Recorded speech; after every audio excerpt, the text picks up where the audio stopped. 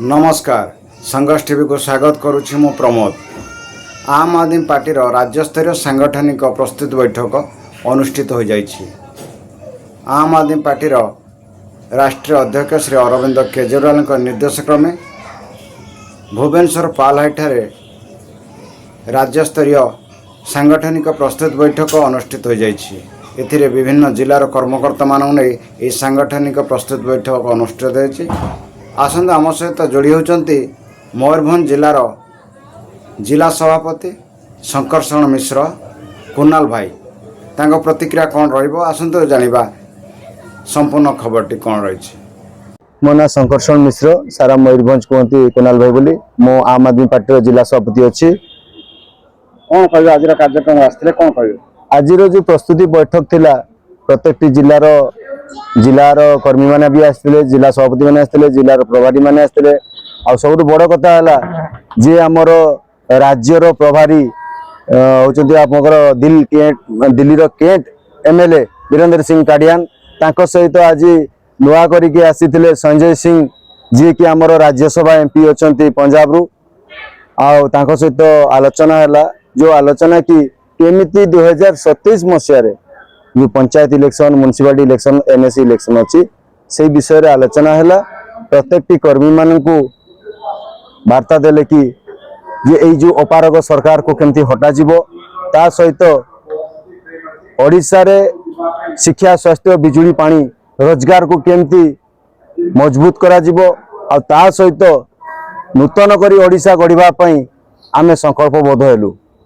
केते लोक आपन जोड़ी हेलेनी देखो तो व्यक्तिगत भाव देखते गले कुणाल भाई सपोर्टर मयूरभंज 25 लाख परिवार पाखापाखि 4 लाख ऊर्ध्व परिवार मो सहित जड़ित। पार्टी सहित भी मुझे पार्टी सहित अच्छी ताले से 4 लाख परिवार मो सहित ही अच्छा। आती कर्मी आज मो सहित छिड़ाई ये आज स्वल्प मात्र आम बहुत दूर बाट से समस्त नहीं आसी पार्लुनि जो आसीचु आज मुख्य मुख्य कर्मी मैंने आसीचु। आज जो आम आसीचु 3टा विधानसभा आसीचु बारीपदा मोरडा आउ बांगिरीपुसी 3टी विधानसभा आसीचु। आगामी दिन में जो आमर भुवनेश्वर अरविंद केजरीवाल जो आसबार अच्छा नवेम्बर मास को रही नवेम्बर मसरे आसवे से बोली आते को आम आमर मयूरभंज जिलूर शताधिक लोक मान को नहीं भुवनेश्वर आसबू। आ सहित जो यही सरकार जो चली निर्यातना आपर गंडगोल आईन व्यवस्था नहीं नारी सुरक्षा नहीं ताऊपर आम मयूरभंज जिलार यापर सरकार को दृढ़ निंदा करूँ। ता सहित आम दल तरफ आम कर्मी मान को नहीं जिला कलेक्टर को आम गोटे चिठी लिखू सरकार विरुद्ध में। ता सहित ये जो नीट परीक्षा जो होता जो क्वेश्चन पेपर लीक होती नीट परीक्षार जो आमर भारत जो रही शिक्षा मंत्री धर्मेंद्र प्रधान ओडिशार होचंती लोकसभा प्रार्थी तांको आम निंदा करुचु जे सी शिक्षा मंत्री थाई कि भारतर यदि नीट पेपर लीक होता से भाया शिक्षा मंत्री तुरंत इस्तफा दरकार। इस्तफा नदेले आगामी दिन में आम विरुद्ध में इस्तफा केमती से देवे आम सारा मयूरभंज रे मजबूत करूँ और विरुद्ध में आम आंदोलन उल्लेबू।